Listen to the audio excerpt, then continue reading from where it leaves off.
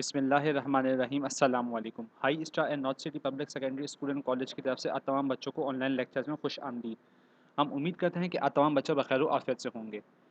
बच्चों, ये आपका क्लास 7 कंप्यूटर का लेक्चर है और उसमें हम लोग चैप्टर नंबर 1 को डिस्कस कर रहे हैं और आपका चैप्टर नंबर 1 का आपका सेकंड लेक्चर है, जिसका फर्स्ट लेक्चर में आप लोग कंप्यूटर के डेवलपमेंट के बारे में पढ़ चुके हो। आपके फर्स्ट चैप्टर का नाम है इंट्रोडक्शन टू कंप्यूटर। आपका जो उसका फर्स्ट लेक्चर था उसमें हमने पढ़ा था मैकेनिकल एरर के बारे में। बच्चों, मैकेनिकल एरर कंप्यूटर के डेवलपमेंट का वो एरर है जिसमें हम लोग सिंपल से डिवाइसेस को यूज़ करते हैं, अपने कैलकुलेशन रिलेटेड जो हमारे काम होते हैं उसको हम आसान करते थे। जैसे आपको अगर याद हो, आपने उसमें पढ़ा था एबेकस के बारे में और Napier bone, slide rule, pascal line, Lebanese calculator, Babbage reference engine and Babbage analytical engine. आप लोग फर्स्ट लेक्चर में इसके बारे में डिटेल में पढ़ चुके हो। ठीक है बच्चों, ये आपके तमाम के तमाम की वो मशीन्स थी जिनके अंदर आपको किसी भी किस्म को आपको पावर नहीं देनी पड़ती, आप सिंपल उसको मैकेनिकली ये काम करती थी। जैसे आपका जो स्लाइड रूल और पैसलाइन वगैरह आपकी मशीन हैं, ये आपकी ऐसी थी जो गियर्स और इस आपकी चीज़ों से मिलकर आपकी बनी होती थी। और इससे होता क्या था कि हमारा जो कैलकुलेशन के जो वर्क होता था वो बहुत आसान हो जाता था। बट ये बहुत लिमिटेड काम कर सकते हैं। जैसे आप बेसिक ऑपरेशंस के अलावा ऐसे आप इसमें इससे ज़्यादा चीज़ें नहीं कर सकते थे। मगर आपको जो यहाँ पे दो आखिरी चीज़ें नज़र आ रही हैं, बेबी डिफरेंस इंजन और एनालिटिकल इंजन, ये आपके आप कह सकते हो कि आपके एक तरीके से प्रॉपर कंप्यूटर की तरफ आपका एक फर्स्ट स्टेप था ये। ठीक है, ये आपके ऐसे सिस्टम्स थे जिसके अंदर आप बहुत सारे किस्म की चीज़ों को आप परफॉर्म कर सकते हैं, बट स्टिल ये बहुत स्लो कंप्यूटर्स है। आप हमारे डार्क एज के बाद, या जो आपका जो मैकेनिकल एरा है, उसके बाद हमारा जो सेकंड एरा शुरू होता है वो आपका है इलेक्ट्रोमैकेनिकल एरा। अगर आप लोग को याद हो, आप लोगों ने फर्स्ट लेक्चर के अंदर ये चीज़ पढ़ी थी कि कंप्यूटर के जो क्लासिफिके डेवलपमेंट है उसको हम 3 क्लासेस एराज़ में क्लासिफ़ाई कर सकते हैं। उसमें पहला आपका था मैकेनिकल एरा, सेकंड आपका इलेक्ट्रोमैकेनिकल एरा और तीसरा आपका है इलेक्ट्रॉनिक एरा। ठीक है, जिसको आगे हम लोग जाके डिस्कस करेंगे।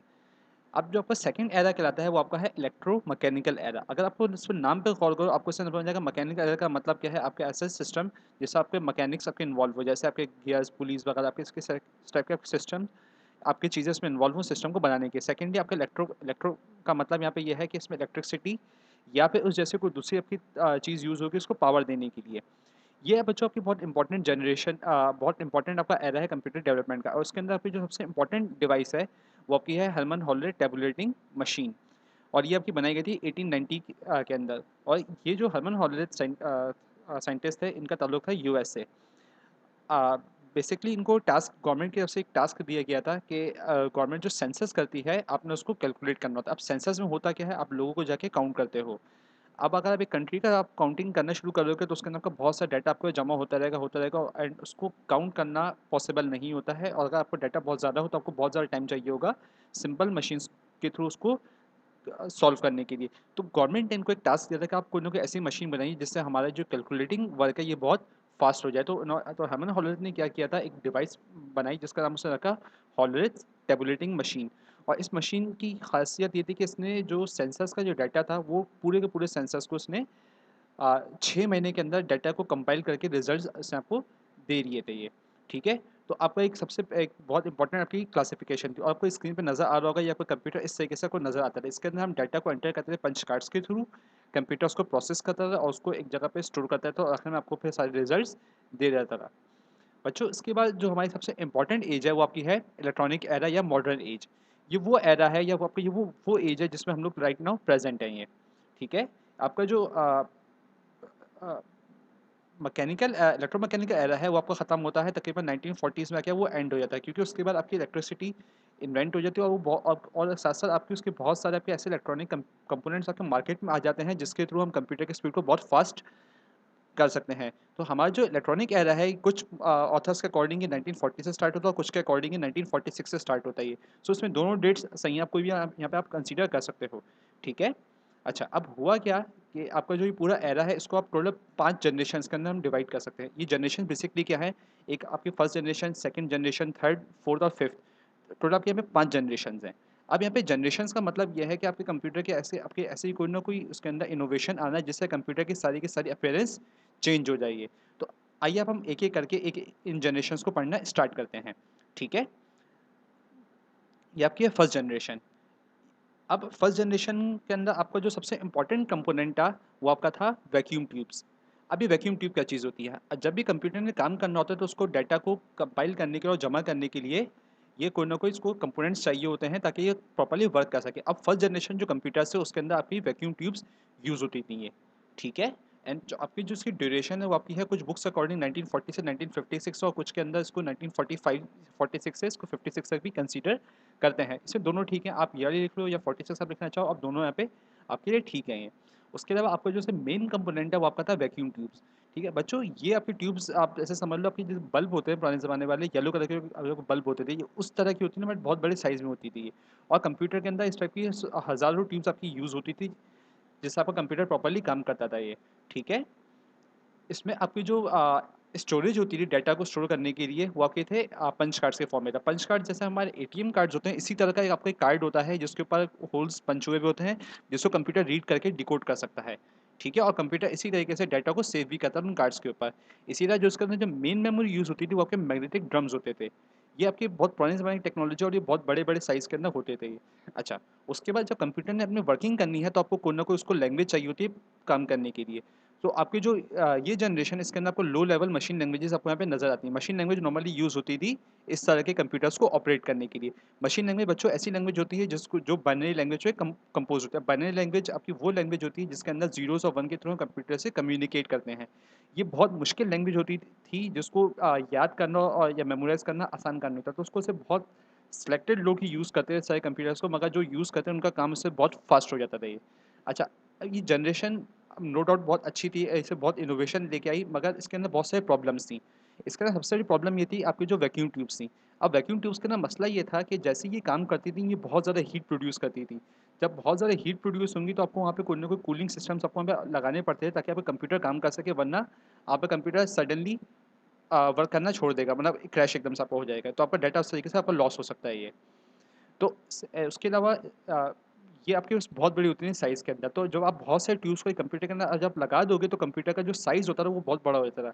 आप उसको ऐसे इमेजिन कर सकते हो, आपके जो बड़े-बड़े घर होते हैं या आपके घर का रूम है, आप 2 से 3 रूम्स को कंबाइन कर दो तो आपको जो एक एरिया बनेगा, आपके कंप्यूटर्स इतने बड़े होते थे ये, ठीक है। तो जब इतने बड़े कंप्यूटर्स होते थे उनको मूव करना एक जगह से दूसरी जगह आसान नहीं होता था, और सेकेंडली ये बहुत अनरिलायबल थे ये, ठीक है। और उसका रीज़न आपको ऑलरेडी बता चुका हूँ कि ये बहुत ज़्यादा हीट प्रोड्यूस करते थे, इस वजह से ये इनकी रिलायबिलिटी बिल्कुल कम थी। आप काम करो सडनली कंप्यूटर आपका बंद हो जाएगा ये। तो इन प्रॉब्लम्स को ओवरकम करने के लिए साइंटिस्ट ने एक नई चीज़ इंट्रोड्यूस की जिसका नाम था ट्रांजिस्टर्स। और जैसे आपके ट्रांजिस्टर मार्केट में है, आपकी जो कंप्यूटर की जनरेशन थी वो फर्स्ट से सेकेंड चेंज होके सेकेंड में आ गई, ठीक है। अब इसकी जो आपकी ड्यूरेशन है आपकी है 1956 से 1963 तक, और इसके अंदर आपको जो ट्रांजिस्टर्स यूज़ होते हैं। अब ट्रांजिस्टर्स का मतलब आपको यहाँ पे देखिए, आपको स्क्रीन पे नज़र आ रही होगी कंपोनेंट बना हुआ। इसके अंदर आपको एक मेटल का पीस है, उसके अंदर आपको एक सर्किट बना, छोटा सर्किट है, उसके अंदर आपको 3 तरह के आपको वायर्स नज़र आ रहे हैं, इसी वजह से उनको ट्रांजिस्टर कहते हैं। ट्रांजिस्टर में 3, ठीक है। अच्छा, अब इस कंपोनेंट ने क्या किया, इस कंपोनेंट ने आके जो आपकी वैक्यूम ट्यूब थी उनको रिप्लेस कर दिया, ठीक है। अब आप जैसे ही वैक्यूम ट्यूब से अगर छोटे-छोटे ट्रांजिस्टर्स आप लगाओगे तो कंप्यूटर का साइज़ ऑटोमेटिकली बहुत शॉर्ट हो जाएगा, मतलब कंप्यूटर का साइज़ बहुत रिड्यूस हो गया था इन ट्रांजिस्टर्स के आने की वजह से, ठीक है। सेकेंडली जब आपके ट्रांजिस्टर्स आ गए तो आपकी जब साइज़ छोटा हो गया तो उनकी हीट प्रोडक्शन भी कम हो गई, तो आपको ये ऐसे कंप्यूटर से जो बहुत ज़्यादा हीट प्रोड्यूस नहीं करते थे। जब इनकी हीट प्रोडक्शन कम हो गई तो ये कंप्यूटर्स बहुत हद तक आपके रिलायबल हो गए थे ये। आप काम कर रहे हो, आपका कंप्यूटर सडनली ब्रेक डाउन नहीं होगा, बंद नहीं होगा, आप आराम से काम कर सकते हो, ठीक है। इसके अंदर जो आपकी एक्सटर्नल स्टोरेज यूज़ होती थी वो आपकी थी मैग्नेटिक टेप्स और डिस्क की फॉर्म में, मैग्नेटिक टेप्स और मैग्नेटिक डिस्क की फॉर्म में। आप इसको ऐसे कह सकते हो, अगर आपने किसी जब पुराने ज़माने में देखा हो होमोफ़ोन्स यूज़ होते थे, उससे आपके कुछ रिकॉर्ड्स होते हैं डिजिटल, उसी तरह की आपकी बड़ी-बड़ी डिस्क होती थी बट मैग्नेटिक तरीके से काम करती थी ये। इसके अंदर जो आपकी मेन मेमोरी थी वो आपकी थी रैम और रोम। ये शायद आपके लिए बहुत जाना-पहचाना वर्ड हो, रैम और रोम। ये टेक्नोलॉजी वो जो आज भी यूज़ होती है मगर बहुत एडवांस फॉर्म में हम यूज़ करते हैं ये, ठीक है। कंप्यूटर की मेमोरी इस फॉर्म में थी ये। रैम का मतलब होता है आपका रैंडम एक्सेस मेमोरी, रोम आपकी है रीड ओनली मेमोरी। बच्चों इस चीज़ को आप नोट डाउन कर लीजिएगा, ये आपके एमसीक्यूज़ के लिए चीज़ आपकी इंपॉर्टेंट बन सकती है ये, ठीक है। उसके बाद आपके जो फर्स्ट जनरेशन कंप्यूटर्स है उसके अंदर आपकी मशीन लैंग्वेज यूज़ होती थी, मगर आपकी जो सेकंड जनरेशन कंप्यूटर्स है इसके अंदर आपके असेंबली लैंग्वेज यूज़ होती थी। ये आपकी थोड़ी-सी उससे मॉडर्न लैंग्वेज थी ये, और कंपैरेटिवली ईज़ी टू यूज़ थी एज़ मशीन लैंग्वेज के मुकाबले में, बट स्टिल इसको यूज़ करना इतना आसान नहीं था। सेकेंडली अब जब आपके ट्रांजिस्टर के जैसे कंप्यूटर का जब साइज़ छोटा हो गया तो ये बहुत ज़्यादा रिलायबल हो गया, तो उसको मूव करना एक जगह दूसरी जगह पॉसिबल हो गया था। तो इस वजह से आपको उसके अंदर कंप्यूटर्स यूज़ होते थे, कमर्शियली प्रोड्यूस होना शुरू हो गए। लाइक आपने बिज़नेस स्टार्ट करे कंप्यूटर बनाने का, उसको आप मार्केट में आके सेल करना शुरू कर दो ये, ठीक है। बट स्टिल आपकी इनोवेशन चलती रही और उसके बाद ट्रांजिस्टर्स के बाद आपकी नई डिवाइस आपकी मार्केट में आई जिसका नाम था आपका इंटीग्रेटेड सर्किट या शॉर्ट फॉर्म इसको हम कहते हैं आईसीज। ये आपके थर्ड जनरेशन कंप्यूटर के अंदर यूज़ होते थे ये। बच्चों ये आपके ट्रांजिस्टर से भी छोटे होते थे और इसके अंदर आपके एक छोटे से चिप के ऊपर बहुत सारे कंपोनेंट्स अटैच होते थे जिससे आपका कंप्यूटर का साइज़ बहुत तक रिड्यूस हो गया था। और इसकी जो ड्यूरेशन है वो आपकी 1963 से लेकर 1971 तक। और इसके अंदर जो आपका मेन कंपोनेंट है वो क्या था आईसी या इंटीग्रेटेड सर्किट्स। ठीक है। अच्छा इसके अंदर जो आपकी एक्सटर्नल स्टोरेज है वो आपकी यूज़ होती थी फ्लॉपी डिस्क के फॉर्म में। आप में से शायद किसी ने देखा होगा बट आपके जो फादर्स वगैरह हैं उनमें से शायद किसी ने ये चीज़ देखी होगी। फ्लॉपी डिस्क होती थी एक छोटी सी डिस्क होती थी जिसके अंदर आप डाटा को स्टोर कर सकते थे। ये साइज़ में बहुत बड़ी होती थी लाइक आपका जो हाथ है आपको उसके बराबर होती थी ये। मगर इसकी जो स्टोरेज कैपेसिटी थी वो बहुत स्मॉल होती थी ये। ठीक है। इसी तरह आपकी जो थर्ड सेकंड जनरेशन जो आपकी मेन मेमोरीज थी आपकी रैम और रोम की फॉर्म में थी तो वो एडवांस होकर इस जनरेशन के अंदर पी रोम और डी रैम की फॉर्म में आ गई थी। पी रोम का फुल फॉर्म है प्रोग्रामेबल रीड ओनली मेमोरी और डी रैम का मतलब है डायनामिक रैंडम एक्सेस मेमोरी। ठीक है। अच्छा इसके अंदर आपकी थर्ड जनरेशन के अंदर आपकी जो लैंग्वेज यूज़ होती है वो आपकी थी हाई लेवल लैंग्वेजेस। ठीक है। हाई लेवल लैंग्वेज का मतलब क्या है आपकी ऐसी लैंग्वेजेस जो ह्यूमन अंडरस्टैंडेबल लैंग्वेजेस थी आपकी ये। ठीक है। और इसके अंदर आपके जो इनपुट के लिए आपके कीबोर्ड और मॉनिटर आपका यूज़ होता था। बच्चों उसके आपके फोर्थ जनरेशन के अंदर आपको ये चीज़ और एडवांस होकर आपके यहाँ पे माइक्रो प्रोसेसर्स इंट्रोड्यूस हो गए थे। माइक्रो प्रोसेसर आपकी ऐसी टेक्नोलॉजी है जिससे कंप्यूटर के साइज को बहुत हद तक रिड्यूस कर दिया था। ठीक है। सबसे पहले देखा था कि हमने देखा था वैक्यूम ट्यूब्स थी उससे रिड्यूस होकर आपका आ गया ट्रांजिस्टर्स ट्रांजिस्टर रिड्यूस होकर आपके आईसी चिप्स आ गई थी और आईसी चिप्स से रिड्यूस होकर आपके माइक्रो प्रोसेसर्स आ गए थे। लाइक आपके कंप्यूटर जो पहले बहुत बड़े बड़े होते थे वो आपके छोटे से चिप के ऊपर आपके आ गए थे वो। ठीक है। तो आपका ये मेन कंपोनेंट है आपके इस जनरेशन के अंदर आपकी जो इसके अंदर जो एक्सटर्नल स्टोरेज थी वो आपकी फ्लॉपी डिस्क भी आपकी इसमें यूज़ होती है और साथ साथ आपकी इसमें हार्ड डिस्क भी आपकी यूज़ होना शुरू हो गई थी। और अगर हम कुछ एडवांस हम इसमें बात करें तो आपको इसके अंदर आपको ऑप्टिकल स्टोरेज आपको इसमें नजर आती है। ऑप्टिकल स्टोरेज का मतलब क्या है सी डी रोम और डीवीडी रोम्स वगैरह या सी डी डीवीडीज जिसको हम नॉर्मली हम आजकल यूज़ करते हैं ये। ठीक है। अच्छा इससे आपकी जो मेन मेमोरी थी वो आपकी थी ईपी रोम और एस रैम की फॉर्म में। ठीक है। ईपी रोम आपकी फुल फॉर्म है erasable programmable read only memory and आपका एस रैम का मतलब है स्टैटिक रैंडम एक्सेस मेमोरी। ठीक है। इसके अंदर आपकी और हाई लेवल लैंग्वेजेस इंट्रोड्यूस हुई और सेकंड आपकी सबसे इंपॉर्टेंट चीज़ जो जनरेशन में थी वो आपके थे ग्राफिकल यूज़र इंटरफेस का सामने आना। जी यू आई इसको शॉर्ट फॉर्म में इसका मतलब क्या है आपके ये ऐसे इंटरफेसेस होते हैं जिसके अंदर आप आइकन्स या ग्राफिक्स के थ्रू आप कंप्यूटर से इंटरेक्ट कर सकते थे। इससे पहले आपके जितने भी कंप्यूटर्स होते थे अपने अगर उनसे अगर आप इंटरेक्ट करना है तो आपको कोड्स या कमांड्स आपको देनी पड़ती थी टाइप करनी पड़ती थी उसको यूज़ करने के लिए। और कमांड्स को टाइप करना वो तो आप अगर आपको पता है आप उसको टाइप कर लो आपको ऐसा पर्सन उस कंप्यूटर यूज़ करे जिसको कमांड आती नहीं वो कंप्यूटर को यूज़ नहीं कर सकता। मगर जीओएस के थ्रू कंप्यूटर का यूज़ करना बहुत आसान हो गया था। जैसे आप इसे एग्जाम्पल ले सकते हो एटीएम मशीन।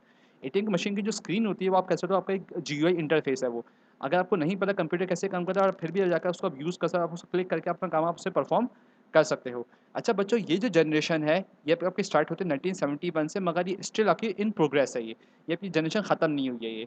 इसके अंदर जो आपके मेन कंप्यूटर्स हैं वो आपके थे पेंटियम सीरीज़ आपके एक बहुत अच्छी सीरीज़ है इस जनरेशन की। उसके साथ साथ आपके जो कोर सीरीज़ हैं कोर टू ड्यू सीरीज़ और आपकी जो आई सीरीज़ हैं वो सारी की सारी आपकी फोर्थ जनरेशन कंप्यूटर्स के अंदर आपकी इंक्लूड होती हैं ये। उसके बाद बच्चों आपका आ जाती है नेक्स्ट जनरेशन जिसका नाम है आपकी फिफ्थ जनरेशन। ये जनरेशन आपकी प्रेजेंट टाइम से मौजूद है और आपकी बहुत आगे तक फ्यूचर में आपकी यही जनरेशन आपकी यूज़ होगी है। इसके अंदर जो कि मेन कंपोनेंट्स है वो आपके थे इम्प्रूव माइक्रो प्रोसेसर यूज़ होते हैं मगर वो बहुत ज़्यादा इम्प्रूव फॉर्म में थे ये। ठीक है। उसके साथ साथ आपकी जो इसमें एक्सटर्नल स्टोरेज थी वो आपकी थी मॉडिफाइड मैग्नेटिक और ऑप्टिकल डिस्क। ये फोर्थ जनरेशन में यूज़ होती है बट फिफ्थ जनरेशन के अंदर भी आपको ये चीज़ यूज़ होती हुई नजर आएंगी मगर बहुत एडवांस फॉर्म के अंदर ये। ठीक है। इस तरह आपकी जो मेन मेमोरी थी वो आपकी थी E P ROM SIM and dim की फॉर्म में ये। बच्चों ये आपका छोटा सा टास्क है कि आपने इसकी फुल फॉर्म अपने सर्च करके अपने कॉपी में अपने लिखनी है ये। अच्छा इसके अंदर आपकी जो लैंग्वेजेस यूज़ होती है कंप्यूटर या मशीन से इंटरेक्ट करने के लिए आपकी है ह्यूमन अंडरस्टैंडेबल लैंग्वेज।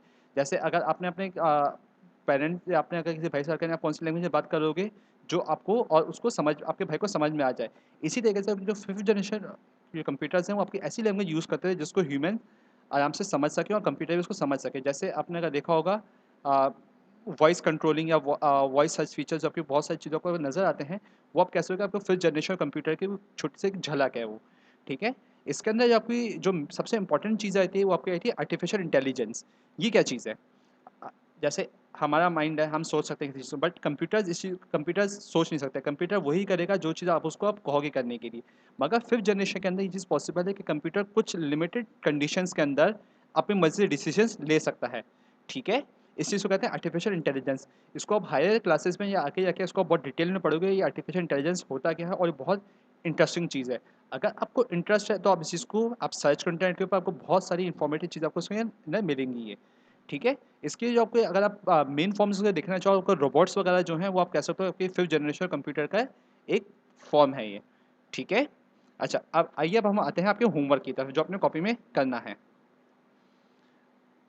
आपने इसको यहाँ पे क्वेश्चन नंबर 3 और क्वेश्चन नंबर 4 को आपने यहाँ पे अटेम्प्ट करना है। क्वेश्चन नंबर 3 आपका क्या है? Write down the characteristics of second generation of computer, ठीक है? हमने वहाँ पे पीछे स्लाइड्स पे काम किया है। सेकंड जनरेशन कंप्यूटर ये आपके देखिए, आपने यहाँ पे सिर्फ इसकी कैरेक्टरिस्टिक्स को नोट डाउन करना है। उसके बाद आपका जो नेक्स्ट क्वेश्चन था वो आपका है write down the characteristics of 4th generation of computer. इसमें आप क्या करोगे, आप क्वेश्चन को राइट डाउन करोगे, एंड उसके बाद आप 4th जनरेशन की जो कैरेक्टरिस्टिक्स आपको स्क्रीन पे लिखी नज़र आ रही हैं, आप इनको लिख लोगे ये। अच्छा, आपने सेकंड जनरेशन जो जब स्टार्ट करोगे, आप हेडिंग डालोगे पे सेकंड जनरेशन ऑफ कंप्यूटर, और जब 4th जनरेशन कैरेक्टरिस्टिक्स आप स्टार्ट करोगे, आप बोलोगे 4th जनरेशन ऑफ कंप्यूटर्स का, आप वहाँ पे हेडिंग डालोगे, ठीक है? इसके बाद आ, आपका जो नेक्स्ट टॉपिक है आपका है क्लासिफिकेशन ऑफ कंप्यूटर। इसको हम लोग नेक्स्ट लेक्चर के अंदर स्टार्ट करेंगे। मैं उम्मीद करता हूँ कि आपको ये लेक्चर बहुत अच्छे तरीके से समझ में आया होगा। अगर समझ में नहीं आया है तो आप इस लेक्चर को दोबारा एक दफ़ा सुनिए, आपको चीज़ें समझ में आ जाएंगी ये। अपना बहुत सा ख्याल रखिएगा। अल्लाह हाफ़िज़।